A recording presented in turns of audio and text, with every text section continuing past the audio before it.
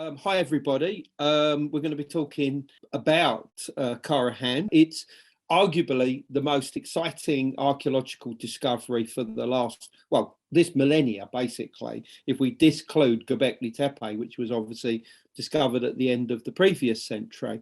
So without further ado, let's carry on with Karahan Tepe, civilization of the ancients. Okay, well, let's set the scene, if I may. As far back as 1996, a book of mine was published called From the Ashes of Angels, The Forbidden Legacy of a Fallen Race. This is the American cover you can see here. And basically what it proposed was that the Neolithic Revolution, which began shortly after the end of the last ice age, was at the hands of a shamanic elite. Right, a group of shamans who mostly dressed either as birds or adorned themselves in snake garments, and founded the rudiments of civilization. And that this all occurred somewhere in eastern or southeastern Anatolia, but affected the whole of the Near East.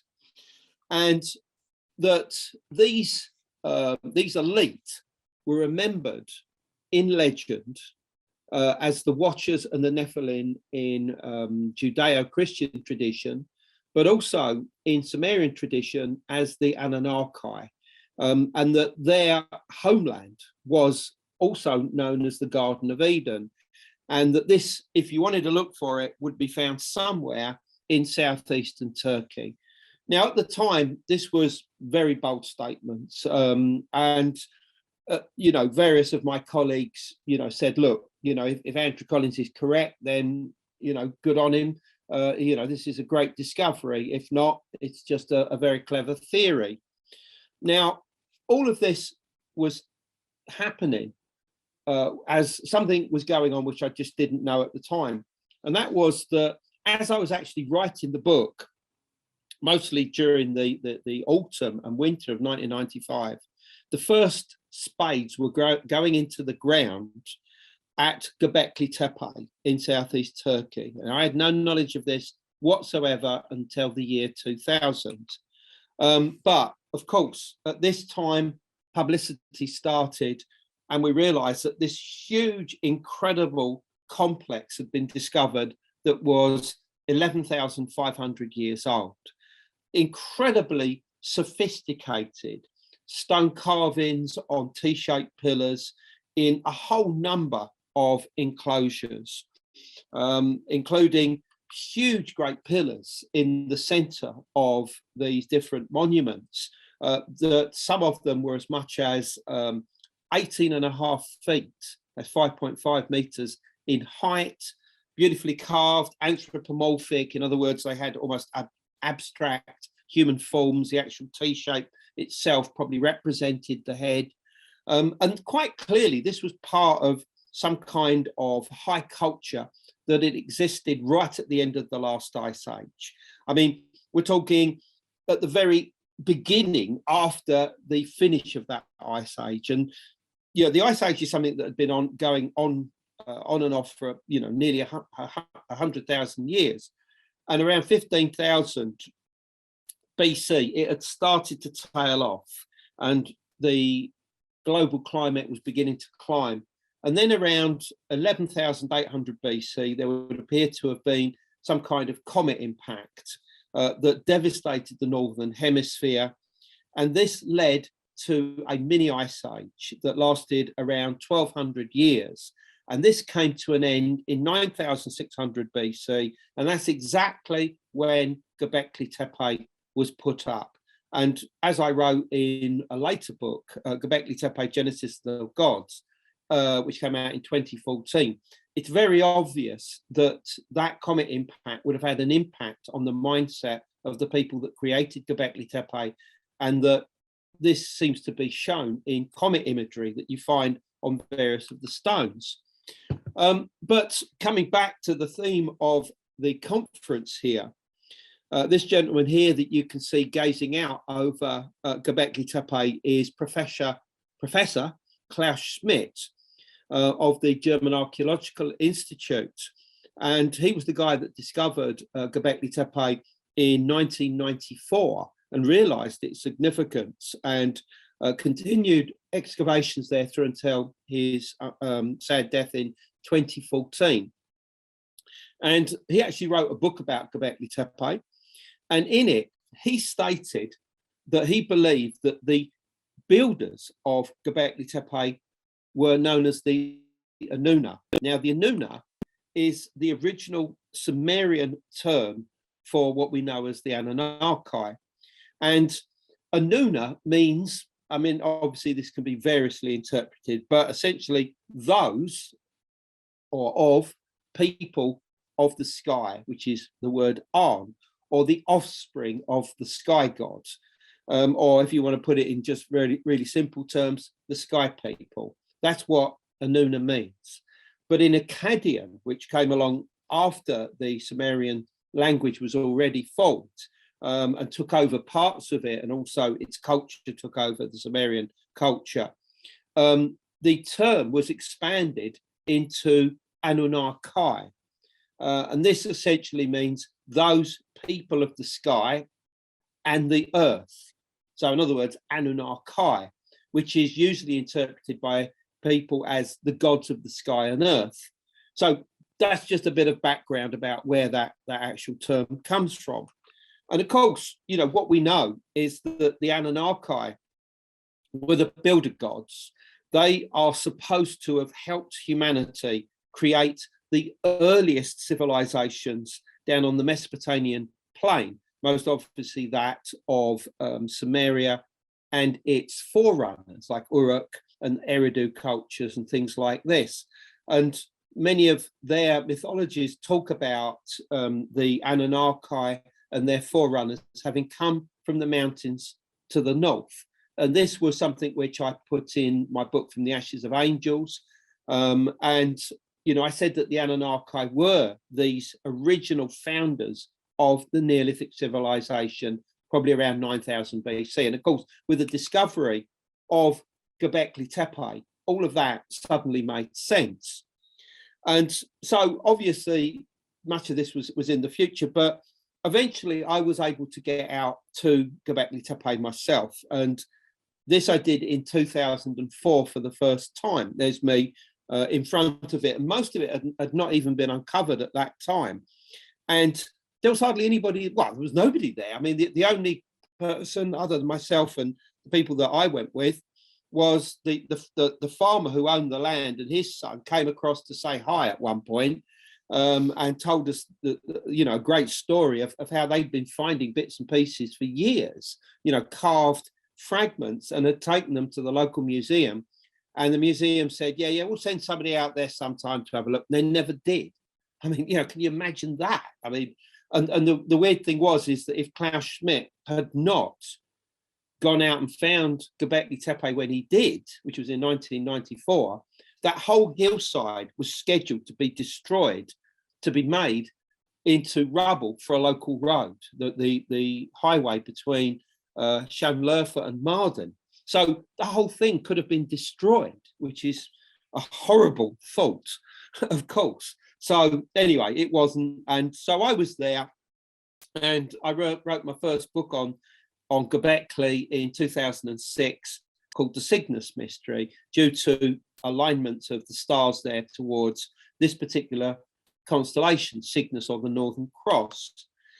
But whilst I was out there, I got wind of another site that had not been excavated, that came to be known, or there's a term I gave it actually, which was a sister site of Göbekli Tepe. And this was called Karahan Tepe. And very little was known about it. There'd been a little bit of test pits done there by a team from Haran University, which is not far from this location. And here is one of the stone pillars that was found here. And you can see this strange, little sort of serpent crawling up the side of it. So similar T-shaped pillars to Göbekli Tepe, but it just wasn't excavated. It was in the Tep Tek Mountains, about 30 miles to the east of Göbekli Tepe. You can see a map there that shows you where these places are. There's Göbekli Tepe, there's Karahan. And in between there is the Haran Plain, on which is the ancient city of that name, Haran. Anyway, so I thought, well, I'm out here, let's try and get there.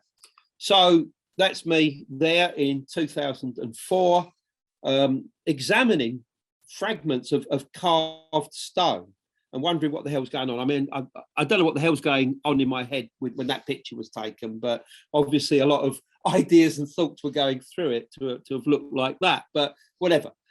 So, I mean, everywhere there were T-shaped pillars just sticking out of the ground.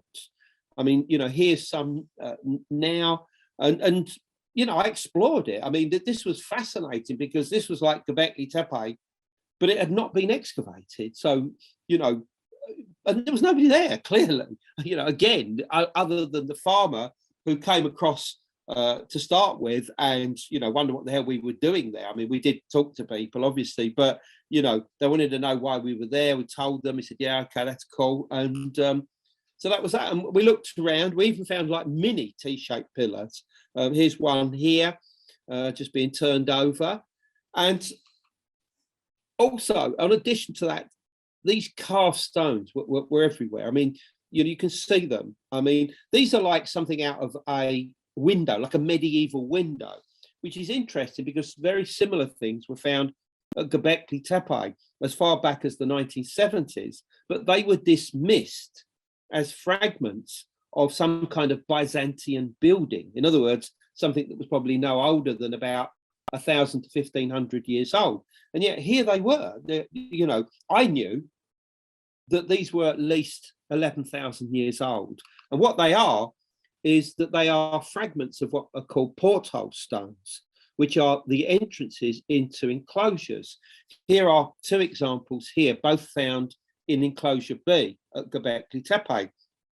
And those being found at Karahan had come from very similar entrances into these enclosures, which had either disappeared or were still under the earth somewhere. So that was back in 2004, and myself and also my colleagues, Hugh Newman, J.J. Ainsworth, and others had been back to Karahan on a number of occasions. I've written various articles about it, which you can find on andrewcollins.com. And that was essentially it. And then in 2019, excavations started at the site under the leadership of Neshmi Karol of the University of Istanbul. And this is what they discovered: an extraordinary complex of enclosures, which, in all honesty, are more sophisticated than Göbekli Tepe, and they have hardly even touched the surface yet. I mean, you can see here right in the center, this huge, great enclosure, which we'll talk about. Here's the hill right by the side of Karahan Tepe, which I think features very strongly in the beliefs and practices that went on there, which we'll hear about. And you can see much smaller enclosures all the way around. And here's another picture. So far, at least 250 T-shaped pillars have been found, 4 major special enclosures, plus at least a dozen smaller ones. And as I said, you know, this is just touching the surface at this time. But I mean, you can see this huge elliptical enclosure here. I mean, I think this is something like about 75 feet across, about 23 meters, I seem to recall. And on the off to the side of it, you've got this very strange place which we call the Pillars Shrine, which again we'll talk about. And there's even more around there. Obviously, you can see loads of stones and things like that sticking up. And all of this is artificial. I mean, you know, nothing was there when they started. So they've created and all of this. And in addition to these stone enclosures, a large number of carved fragments of statues, figurines have also been found. I mean, here is a number of examples. I mean, here you've got what appears to be a panther on top of a human being, possibly a shaman, transforming into a panther. You've got these strange figures here with this emaciated bones here, the ribs, which, could have some kind of symbolic or abstract meaning, we don't know. You've got all these heads. I mean, on the top right here, and people can see it, there is a double-headed carved figurine here, no idea what that represents. And you've got various heads with faces, and you look at them and you think, well, who are these people? Do they represent the builders of Karahan Tepe, which clearly formed part of this Göbekli Tepe culture? And this is not the only such sites. The Turkish archaeologists have now found up to a dozen other similar sites, probably not as large as Karahan and Göbekli, but all forming part of some kind of lost civilization that existed at least 11,000 years ago. And I find this head one of the most curious. I mean, he's got this large nose, is this heavy brow ridge, it's extremely elongated, and it appears to be of somebody of quite immense size, and obviously begs the question of who exactly is this? Where did they come from? Were they the builders of Karahan? And is this the face of a true Anunnaki? And in this particular lecture, we're only going to go for some of these questions and see if we can get answers, but maybe in a part two, we can take it further back in time and see the origins of all of this. But here's yet another picture of this site. And as I said, we're talking about somewhere that existed at the end of the last ice age. And here's the thing. Archaeologists, when they looked at Göbekli Tepe for the first time, they really didn't know how to handle it. I mean, it was unique. There was nothing else like it in the world that's been properly dated using carbon-14, testing methods. And I think that many archaeologists saw it as some kind of isolated anomaly, somewhere that, clearly the people there got together, created these monuments, had far too much time on their hands, and that was it. But now we realize that that's not the case.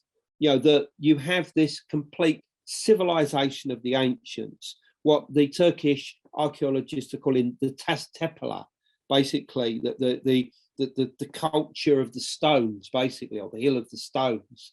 And this is across the entire southeast Anatolian region, and it's quite clearly the point of genesis of the Neolithic revolution. I mean, so many firsts for the Neolithic age began here. Everything from cereals to animal husbandry to the first metalwork, the first beer, the first wine, the first rectangular buildings, the first altars, and many more firsts. The type of firsts that are accredited to the Anunnaki and to the Watchers and Nephilim of the Book of Enoch, who are said to have given us the rudiments of civilization. So in other words, everything that I was writing as far back as 1995 in From the Ashes of Angels is now suddenly making sense.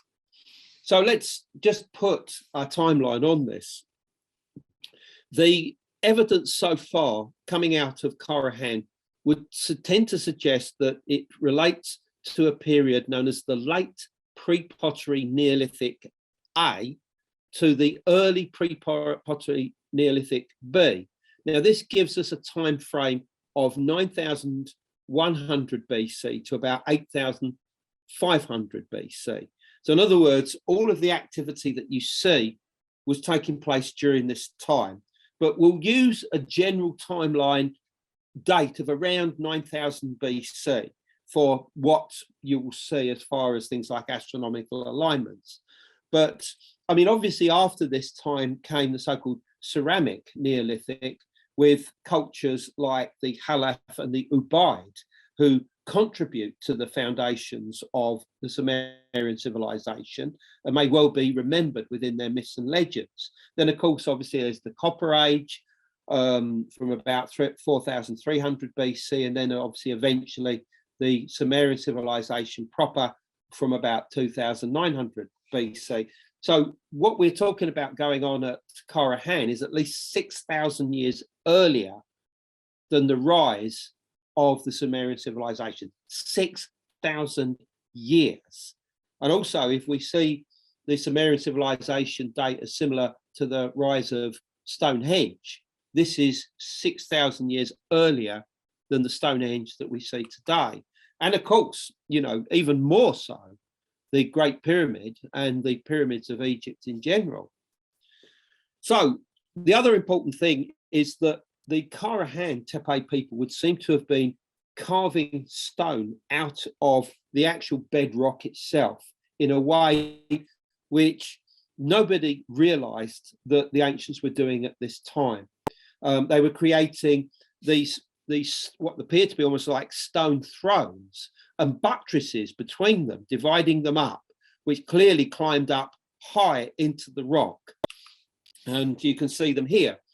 I mean, you know, this tells us that we should start re-looking at a lot of the carved monuments that we find not only in Turkey at places like the underground cities of Cappadocia, like Derinkiyu, but other places where the carved masonry has been put down to a much later date, you know, possibly as late as 2,000 to 3,000 BC, because we now know that people were doing this as early as 9,000 BC. That's incredibly important.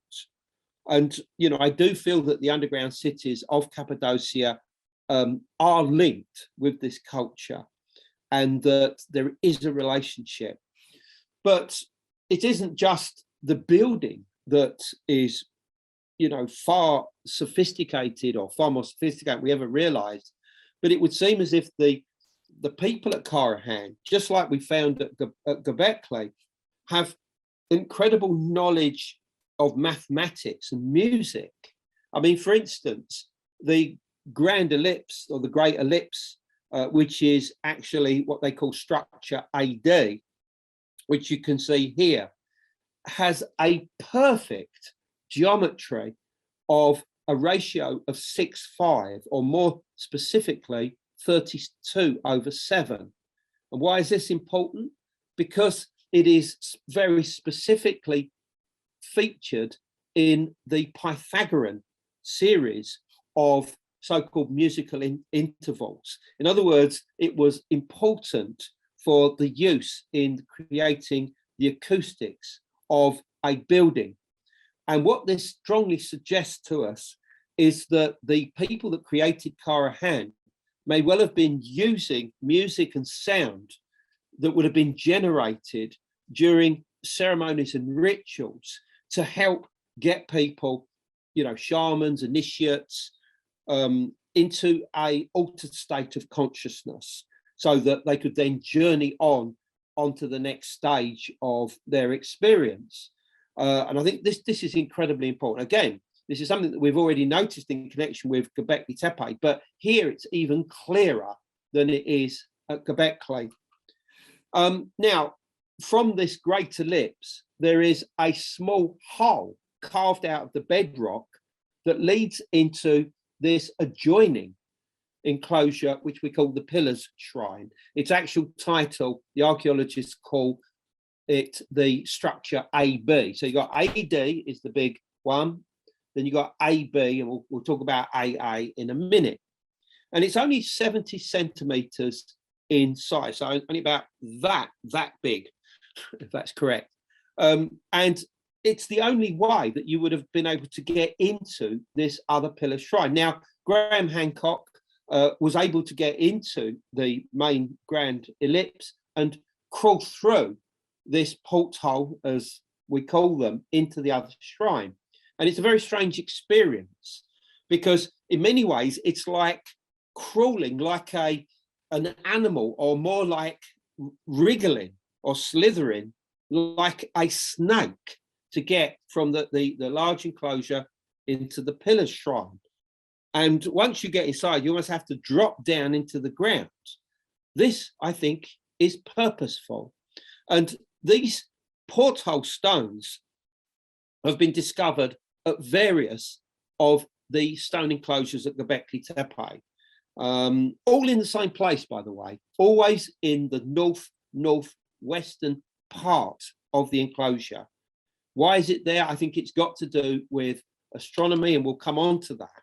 And just as a hint in that direction, the geometry of the grand ellipse gives us a line from the southern entrance of the ellipse directly through that porthole into the mid part of the pillar shrine, as you can see here on the screen.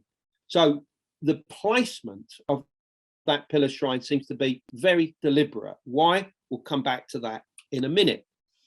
But you can see here how that would work. You can see that down here, this is the hole that you crawl into. You go through that into that. Now, obviously, we will look now at that pillar shrine, structure A, B. And what we have in here is 11 pillars, 10 of which are carved out of the bedrock. I mean, that's an extraordinary feat in its own right. There is a 11th pillar, which is right in the center, but slightly towards the rear of it, that has a different shape to the others. The others, a lot of people say that they look phallic. Yeah, that may be the case, but I think that they are very abstract forms of, the human being, basically. In other words, they are anthropomorphic. This particular creature, I think, is zoomorphic and either represents a snake or a crocodile or something like that. I would go with snake, even though, I think if you look at it, you say, yeah, maybe a crocodile, but I think it's probably a snake that's meant to be represented. That's the only one, by the way, that isn't carved out the bedrock. It's in a slot beneath it. So it's in place and it's remained in situ for 11,000 years, which is quite extraordinary. And of course, what do we have on the wall here but this very strange head? And we'll look at that in a moment. Yes, there we go. Now, this head, which when I first looked at it, I thought it looks like a sort of medieval knight with a helmet on, actually, but clearly it's not. I mean, it's very curious because the mouth is open. And this to me suggests that it's talking. It's, that something is coming out of the mouth. And clearly it's silent, clearly it's just stone. But if you're in an altered state of consciousness and you're looking at that, it could very easily be talking to you and giving you divine wisdom, divine knowledge, and whatever else. But what would that source of that divine knowledge be? That's the important one, which we'll come on to. The other thing is that it's on an elongated neck, which immediately suggests that it's serpentine in nature. And here's the thing, the most prominent symbol on the stones and carved into the bedrock at Karahan is the snake. Here you can see it going from the pillar shrine here, right? This is the ellipse, this is the pillar shrine. There's this snake here carved into the rock, into this structure here that's called structure AA, or the pit shrine, as we call it. And in the pit shrine, you have another snake. You can see it here, and I'm going to highlight it there. Okay, that goes around the entire length of the bench that clearly people would have sat upon when they were actually, inside this shrine. And that's the position of it. But then you have to ask yourself, why is there this huge, great pit within this structure? And my personal feeling is that you would have had snakes down there. I mean, the other alternative is that the aspirant, the initiate might climb down there, go into a fetal position and, dream or sleep or go and have visions or something. But something tells me that there was something down there, and I think it was possibly snakes. And back to the original pillar that was found there, the strange snake on the side. And I have heard that there are other pillars that were found there years ago that had snakes on that have disappeared, unfortunately. But, you know, snakes is unquestionably the most important symbol. And of course, obviously, snakes is a symbol of divine knowledge, divine wisdom, of the connection between the, you know, human consciousness and otherworldly states. And of course, obviously, people that do, you know, drugs like ayahuasca will tell you that one of the most frequent visions that they will have is of snakes crawling around doors or around pillars or trees or whatever. So it's a symbol of otherworldly connectedness. And I think that's exactly what the head is inside the pillar's shrine. It is a snake head. It's an anthropomorphic head on the body of a snake, just like you can see here. And I think that it represents the genius of the snake, and that you gain that knowledge from the snake itself. And going back to the Anunnaki, I mean, there are connections between snake imagery, snake symbolism, and of course the Anunnaki as well, and of course the Watchers and the Nephilim. You know, they are repeatedly referred to in connection with serpents and snakes.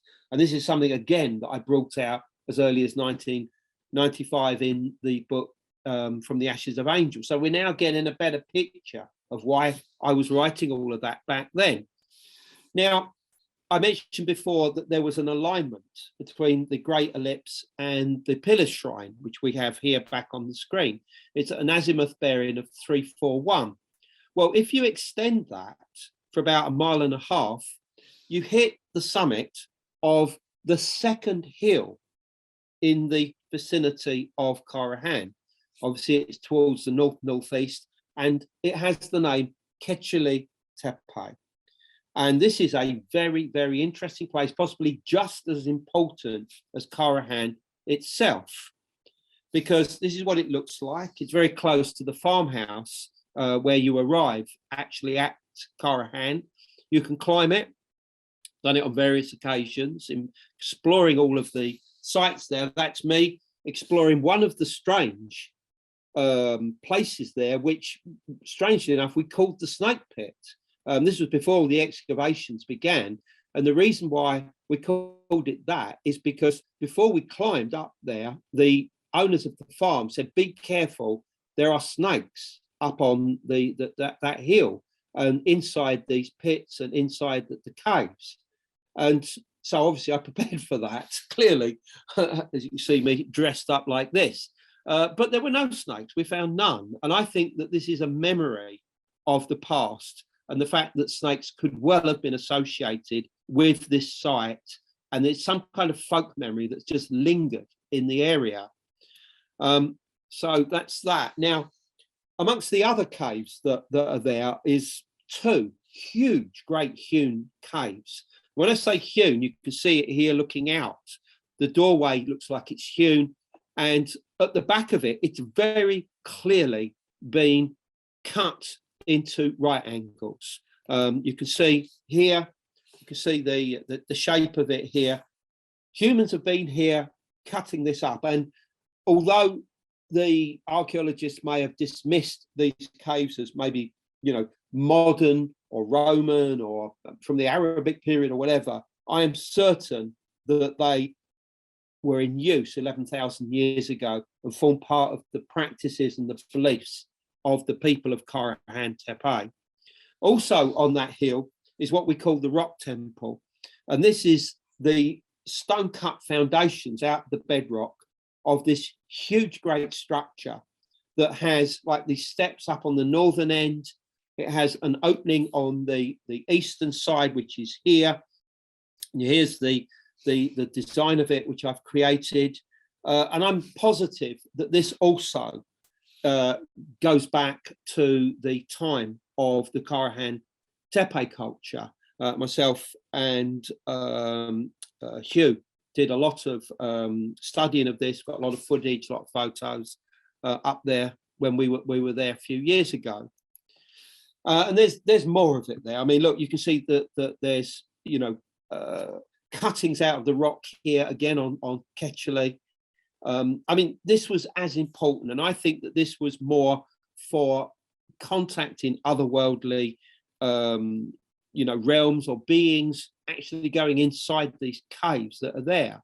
I mean, there are more of them, but we won't look at those today. So this alignment between Karahan and Karahan Tepe, what does it mean? What, is there any purpose for it? Well, yes, there is, because what we find is that if you'd have stood on the hill immediately above those excavations back in 9000 BC, you would have seen the bright star Deneb in the constellation of Cygnus set down perfectly into that hill. And this, I do not think, is coincidence in any way, particularly as it's exactly the same azimuth bearing going from the grand ellipse through the center of the pillar shrine towards Karahan, towards that particular star. We find very similar alignments towards Deneb at Göbekli Tepe, enclosures D, enclosures C, enclosures B, enclosures H. All of them are aligned through their central twin monoliths to this particular star as it sets in exactly the same position as you've got at Karahan. So why is this star important? Well, because the Cygnus constellation, which is otherwise known as the Northern Cross, is at the exact point on the Milky Way where it splits into two. This has been seen as an entrance and exit into the sky world for many thousands of years. I mean, for instance, amongst the Maya of Central America, this was the entrance into Zilbalba, which was their otherworld or underworld location. The road to Zilbalba was the dark area that ran between the two parts of the Milky Way. And my colleague Greg Little wrote a book called The Path of Souls, showing that this journey is also present amongst at least 30 to 40 different tribal peoples of North America as well. And I wrote a section for that as well. And this whole journey is, in my opinion, mapped out on the most important of all the stones at Göbekli Tepe, which is Pillar 43, which you can see here. And it has this huge vulture on it, which we'll come to in a second, and also this scorpion. Now, this was identified in 2010 by Antonio Belmonte, the Archaeo astronomer, as the Scorpius. And the same year, some Armenian scholars identified the vulture as Cygnus. And once you realize this, you start to realize that the whole of the vulture sign was a map of the sky world used both by the newly deceased and by the souls of shamans wishing to enter the sky world. That's why these monuments are aligned to the Milky Way, because that Milky Way was seen as the road or the river into the sky world. And what's interesting is that the vulture is a symbol of Cygnus, not only in Greek myth, but also in Armenian star lore, where it is a constellation known as Anjek, which means the vulture. By the way, it also means the fallen angel, which I find very curious as well. And in Sumerian tradition, Cygnus, combined with the neighboring constellation of Cephus, was known as Utkadula, which is a panther griffin, a form of Nergal, the god of the underworld in Sumerian and later tradition. And the name means the demon with open mouth. And it received the dead around midwinter during Sumerian times. So these ideas were carried forward into Sumerian astronomy itself. There's a picture here, obviously, of Utkadula. And by the way, Utkadula was probably half panther, half vulture originally, although eventually he became half lion and half eagle. But his original form was almost certainly incorporated the vulture. Now, the other important thing, once we've established that there are celestial alignments at Karahan, we can take the matter further, because what I believe is that there was a journey that started in the Great Ellipse, moved through the pillar shrine, where those standing pillars represented the ancestors. I'm sure that's what they represent. They are the ancestors, plus clearly the strange zoomorphic stone probably represents a snake or something that accompanied the ancestors on arrival during these experiences. The head would speak to the initiate. They would gain wisdom and knowledge. They'd probably have to stay in this shrine for a long time, but then they would journey on to the next part, into the pit shrine, where I think that things culminated. And after that, they climbed out here.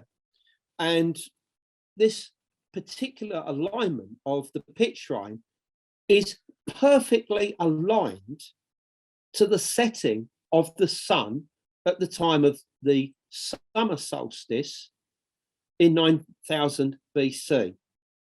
And I think that this is important, that this ritual would have been timed possibly to finish at the point of the sunset at midsummer.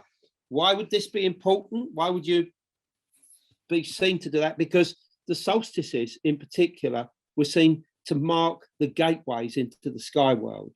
You'll find this, for instance, in Peruvian tradition, where various monuments were aligned to the solstices.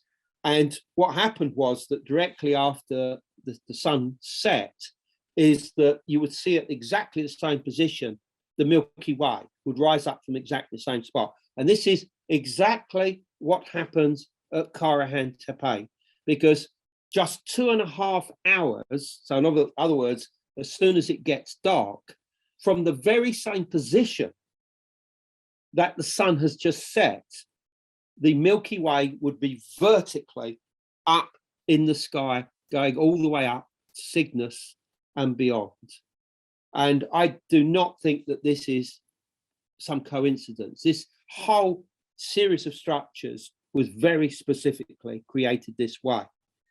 And this is not just the Milky Way at any position. It's very interesting because the nearest constellations to this spot is Sagittarius and Ophiuchus, with Scorpius just below the horizon. You can see Scorpius is there, Ophiuchus is here, coming right here, and obviously we've got Sagittarius there.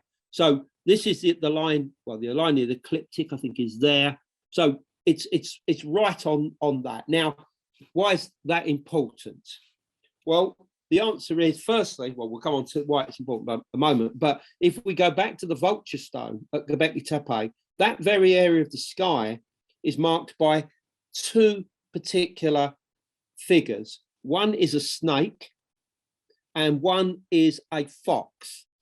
And not only do they appear together in some ancient Egyptian sky lore, which I talk about in one of my books called The Cygnus Key, but the snake and the fox not only appear on the vulture stone, but they're also next to each other inside the pit shrine, that structure AA, at Karahan Tepe, you know, and they're the only two symbols.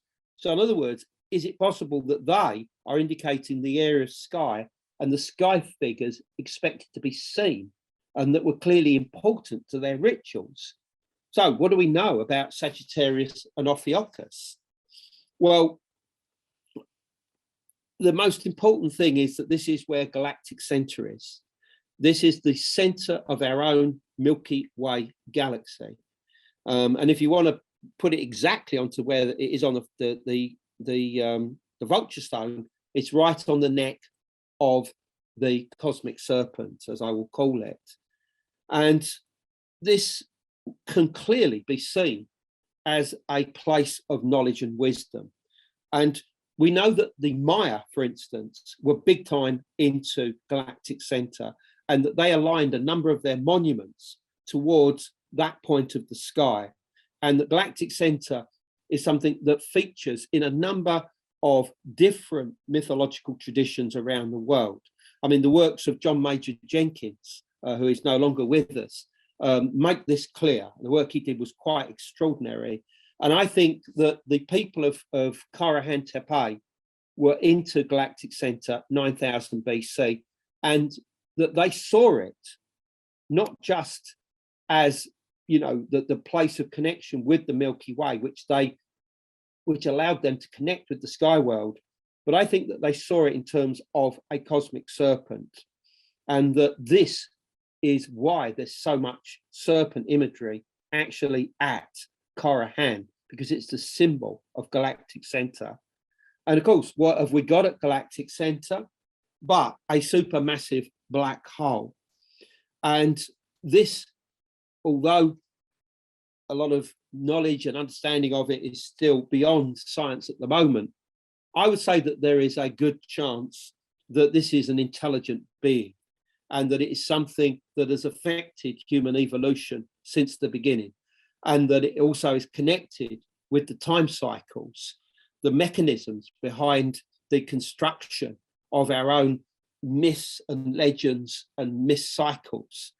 And that this is something also that was very important to the people of Karahan as much as 9000 BC. And that the ancients saw it in terms of some kind of serpent.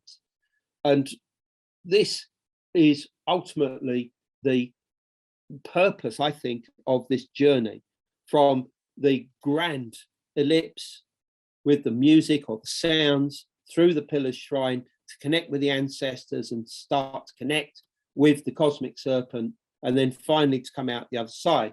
And this is basically where I'm at, but my colleagues J.J. Ainsworth and Hugh Newman discovered something extraordinary at Karahan in December. They went there for the midwinter solstice. And what's interesting is that they went there on this day, not only because they were pressured into to being there at that exact time, but they also were thinking of the stellar alignment and the solar alignment that I'd already uncovered to do with the summer solstice. So they wondered whether anything was going on at the winter solstice.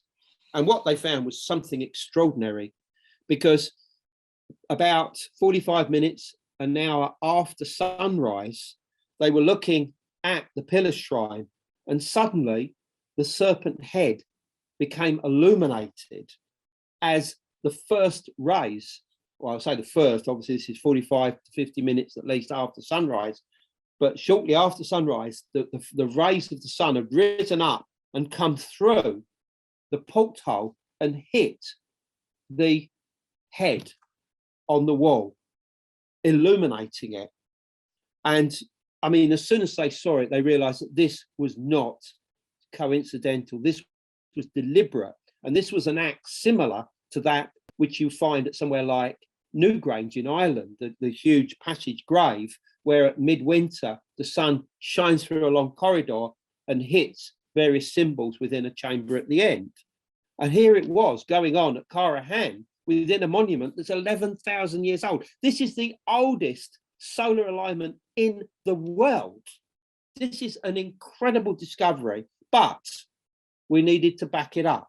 So we looked at the azimuth that would take you from the sun as it rose up through that porthole stone to hit that head. And that's this orange line that you can see here.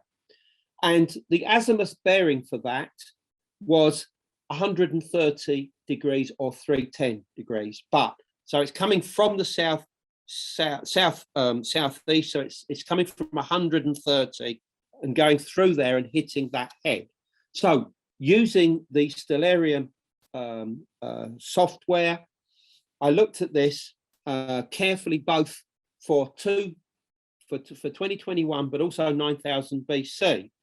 And this is what we find for 9000 BC. As seen from Karahan at the winter solstice, 9000 BC, the sun rises at azimuth 122 degrees at 7:40 a.m. The sun would have reached azimuth 130 degrees, the angle between the porthole and the stone head, at 8:30, by which time it would have reached an altitude of 8 degrees. This occurring exactly 50 minutes after sunrise. Now, if we come to 2021, we have exactly the same thing going on, but now the sun rises at an azimuth of 120, this being 7:38 local time. This is a full 2 degrees difference in azimuth from 9000 BC. Thus, due to the obliquity of the ecliptic, the sunrise at the time of the solstice has shifted a full 2 degrees further north. Right now, what this actually means is that the sun, as it passes the 130 degrees mark, hits the same spot at a 2 degrees higher than it did in 9000 BC. And that's very, very good news. And the reason being is that the alignment that JJ and Hugh discovered worked better in 9000 BC. And that would have been absolutely stunning. And there is evidence here that there would have been a roof on this structure. So can you imagine being inside here in the darkness and suddenly the light hits that? And what this therefore tells us is that the solstices, which are the gates into the sky world, when the time between this world and the next evaporates and you can connect with these other realms, this is exactly when all of the alignments would have been important at Karahan. And these are the oldest solar alignments anywhere in the world. And as I said, I think what JJ and Hugh found is extraordinary. And I'll tell you for why. Because if they hadn't have found it, I don't think this would have been found for years, because the archaeologists wouldn't have been looking for it. Plus, if anybody was looking for it on paper, you would have just looked for the point of sunrise and you wouldn't have seen it. But this was going on 45, 50 minutes after sunrise. In other words, so that the sun had climbed enough into the sky for this beautiful spectacle to actually be witnessed. So we come back to our original question, which is, have we found the civilization of the Anunnaki at Karahan Tepe? And I think the fact that we know that the Anunnaki went on to become the builder gods of the Sumerians, in other words, they helped them create their civilization. And we know that the astronomy of the Sumerians matches that of Göbekli Tepe, Karahan, that almost certainly the Anunnaki are, as Klaus Schmidt said, the memory of the creators of Karahan Tepe, Göbekli Tepe, the Taz sites, the civilization of Anatolia that evolved from the end of the last ice age. And so, you know, here we have Enki and Inanna and Utu, I hope I remember rightly. You know, this is a memory of those builders of Karahan Tepe. And with that, I'll say thank you very much, everybody.